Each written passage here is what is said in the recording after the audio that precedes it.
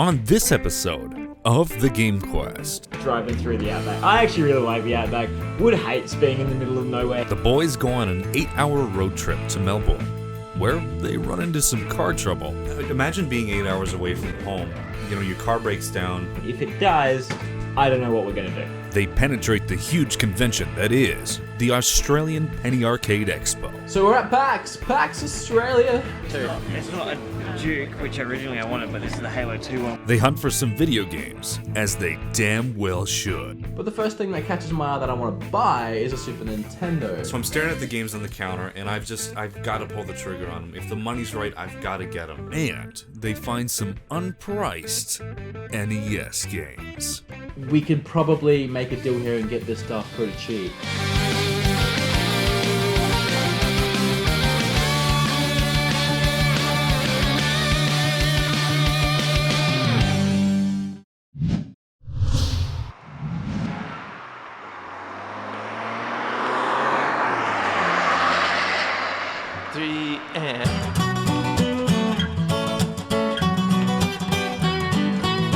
Driving in a Friday combi, a hippie trail full of zombies. I met a strange lady, she made me nervous. She took me in, fed me breakfast. She said, "Do you come from the land down under? Women glow and thunder. Can you hear the thunder? You better run, you better take cover, yeah." So me and Christopher are driving to PAX in Melbourne. This isn't how you get to Melbourne, Chris.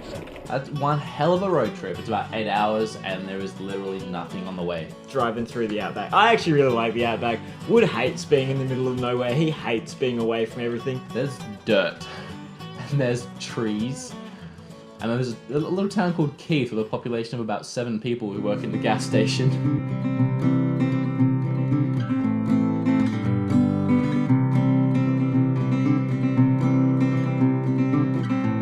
We get to Bendigo and we pick up Eric.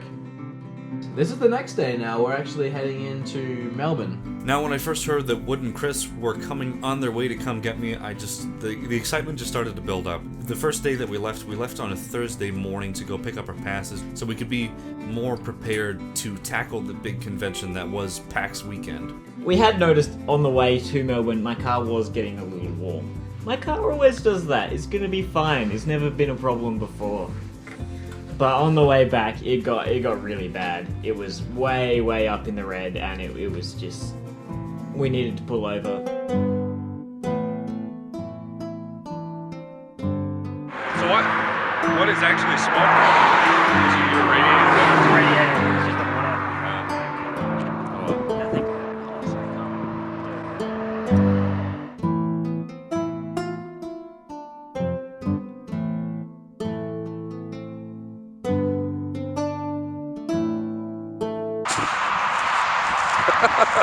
It wasn't really that much of a worry. The radiator just kind of overheated, I guess, so we just had to put some water in it, stay on the side of the road, and just generally look sexy and handsome for the people passing by. We topped up the water after it cooled off. It was fine. We're going back to Bendigo. Alright, so the next day we're all geared up to go to PAX AUS and meet up with a few people I've been really hanging out to meet. All this time we've had Ali around, talking to Ali and messaging Ali and Skyping Ali and playing games with Ali. We never actually met Ali. Like, we'd never physically met Ali. So I was really excited to meet her for the first time. As well as Greg from Arcade Impossible, who I met up in Portland Retro Gaming Expo. Literally the week beforehand. It was the weekend before, or the weekend before that weekend before the 2 weekends before that weekend, you know what I'm trying to say. Oh, what'd you do? I hit my head on the door. Really hard. So we're heading back into Melbourne for PAX this time, and the car overheats again.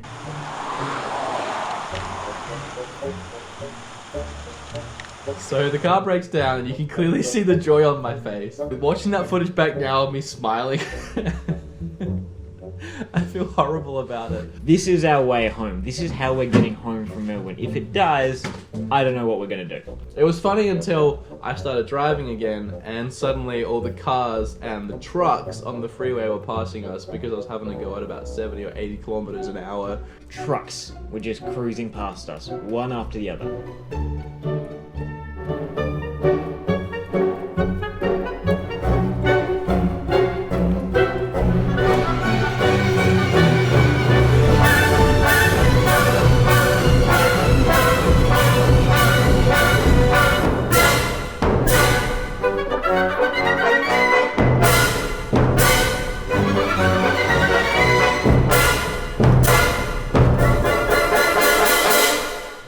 Hey, I'm Greg from Arcade Impossible, and the Game Quest is way better than Retro Liberty.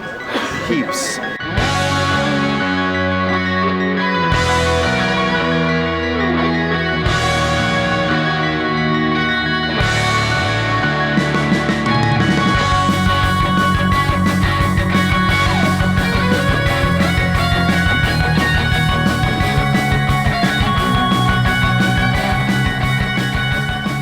So we're at PAX Australia. Never been to PAX before. It's the first time we're both heading into town for the old PAX. You know, there's all the new stuff that's coming out. You can stand in a line for 20 minutes to play a game that's going to come out in 2 months if you want. I wasn't really keen on doing that, but there was the retro area, which was really, really cool. The little retro area was really cool, actually. They had every console that you could possibly conceive and imagine, want. They even had a Panasonic Q hooked up, which I would have been really friggin' jealous about if I didn't just buy one the weekend before. That weekend before the 2 weekends before that weekend. Thanks, dude. And there you go. Another hug. Yay. Oh, thank you. So as we were standing around this little retro area, this super nice fan of the show actually came up and gave me a copy of Circus Mystery on the Mega Drive. A Japanese Mega Drive, actually. I don't know if you've got it. I don't have it boxed. And our friend Stefano, who we actually know through YouTube, came and found us and gave me a boxed copy of my favorite game on the NES, Maniac Mansion. I'm a huge fan of point-and-click adventure games. This is the first one I ever fell in love with, right before Monkey Island. They're PAL exclusives, yeah? As well as giving me a box complete copy of Bubble Bobble 2, which is a PAL only exclusive. Thanks, man. Where's your PAL glove? Made my whole friggin' day. This was worth going to PAX. So we've broken down for the third time now on the way back from PAX on the Friday. And neither of us are in the mood to deal with this right now. So after the day at PAX, pile back in the car and start heading home. The car broke down again. And we had to... That sounded really Christopher Walken. The car broke down! We pulled over, filled it up again, started going again. How you feeling, Chris? Just a little stressed, Wood. If we're willing to destroy the car, we can definitely get back to Bendigo. At this point, we're gonna drive the car into the ground. We're gonna sell the car for scrap metal in Bendigo, and then use that money to get flights home. And then, while we were driving for a little while, I heard a bit of a pop. One of my tools, and it's probably the most important tool I could use right now. What tool is it? A right-angled screwdriver. I was not happy by this point. I was coming to the realization I may not get home in my car. I look like a mechanic. I got grease all over me. Hey! We got maybe 15 minutes away from there and the car broke down again. This time, we knew pretty much straight away that this was it. This is my first car ever, by the way. All car owners will know that special connection you have with your first car. They're usually a piece of crap, but you love it for its piece of crapness. It had failed me countless times, but I still love this piece of shit.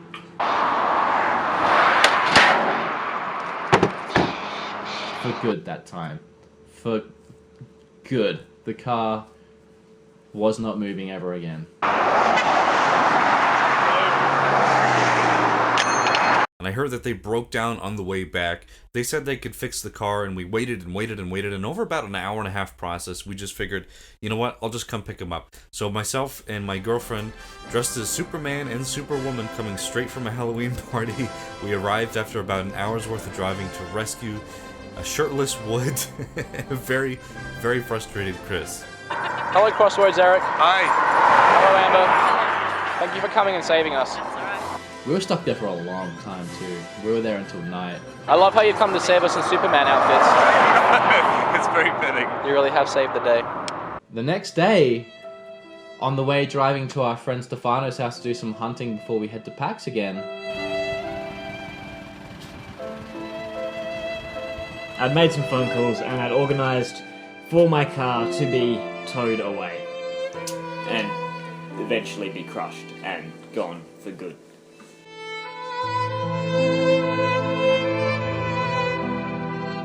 Imagine being 8 hours away from home and, you know, your car breaks down. Luckily you have some friends to come rescue you, but that's your car, that's your first car, and you just see it getting towed away on a tow truck. I actually almost shed a tear.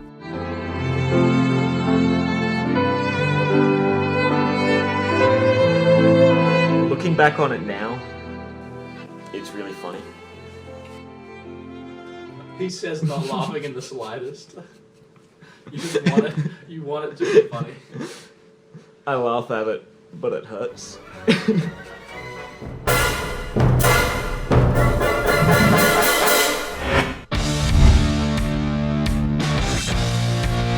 We're meeting up with a guy called Stefano, who we know through YouTube. He actually has a channel, and he's going to take us out hunting for the day, take us around to some of his hotspots.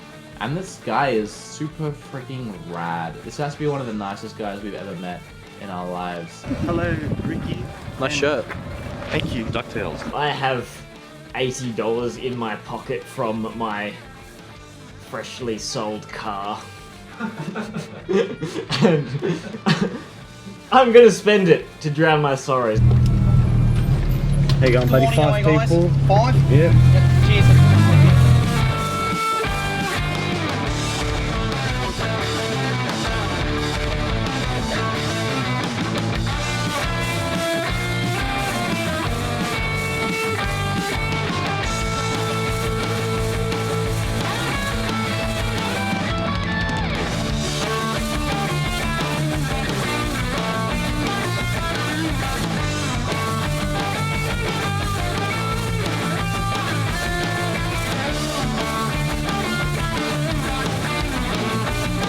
We're walking around this market for a while, and the first thing that catches my eye, well, actually a lot of things catch my eye, but the first thing that catches my eye that I want to buy is a Super Nintendo. Yeah, how much for this one? This one, I think my husband asked $50. Yes. I called my husband. Okay, Hold on. this is the one I'm ordering. He's here. She wanted, I think, $45 for the Super Nintendo. I was trying to haggle it backwards and forth for a while, because my Super Nintendo's got a bit of yellowing on it, and I wanted to upgrade. This was a really nice looking Super Nintendo. Plus $45 isn't a bad deal. It's more than what I'd usually pay, but I'm on holiday, it's whatever. There's a PS2. Cricket 07. Gran Turismo. At the flea market, I was eyeing up a few games. I think I was eyeing up a few PlayStation 2 games, and I really just didn't want to pull the trigger on it because the price was just a little too much for me, so Wood talked me out of them. I buy it, and as I'm picking it up, I buy it. Why are so many of my things? I buy it, and then I realize that the power cord is, that's probably the best I've ever done. I'm going to stop there before I ruin it. Is actually a third-party one. I don't know if it wasn't even from the right console. It was just a power cord that she'd thrown in from somewhere or something. I was already feeling sore about paying $45. Like right now, I would not pay $45 for a Super Nintendo. So obviously, I was just like in the mood, like in the zone to like spend some cash. Like I had loose cash that I was just flying around. Right now, I'm broke as so I definitely wouldn't be doing that. But as soon as I saw the power cord, I was out. I was outie. I didn't want anything to do with that. I don't know, like, I guess it doesn't really make much of a difference, but at the same time, it really does.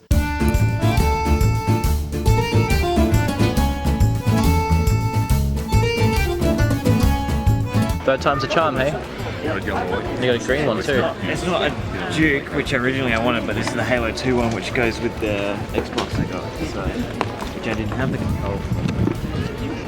So that's good.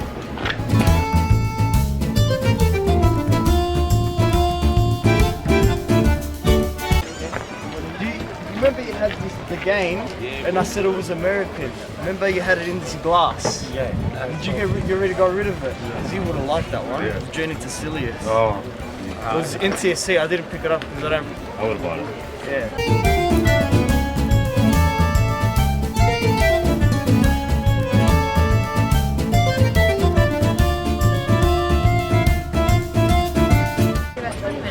Someone say Metal Jesus?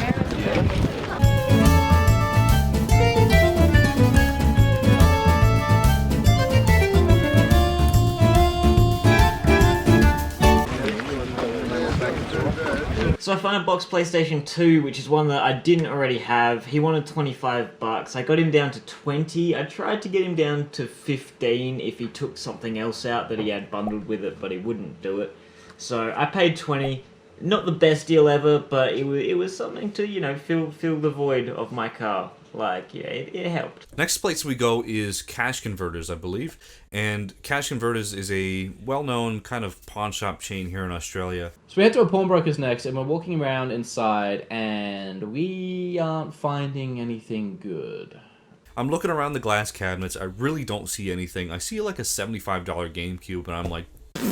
So we're about to wrap up here and head back to Stefano's house, where he's going to show us his massive collection, which I've been looking forward to seeing, as well as maybe sell us a few things really cheap, which will be cool. And right as we're about to leave, lo and behold... I knew he always does that to me. Oh.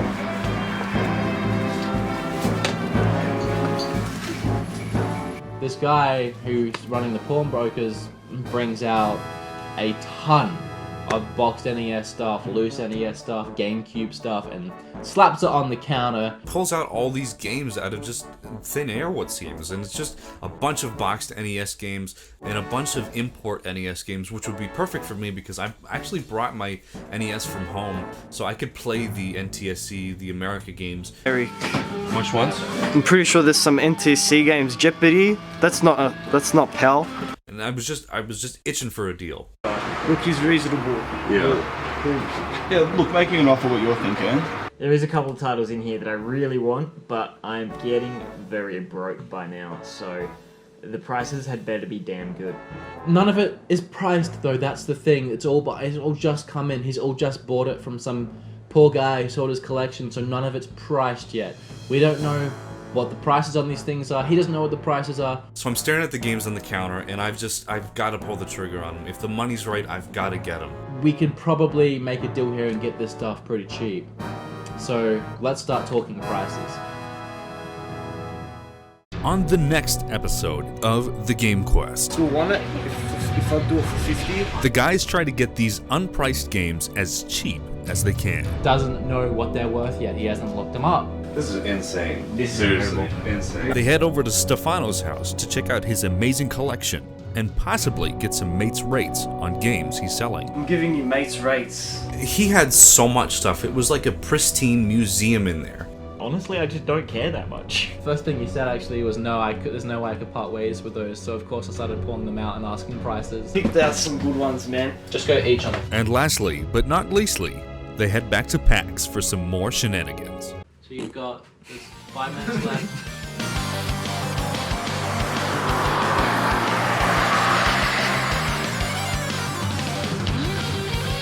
That shot was so worth me getting outside of the car. Now I gotta get back in.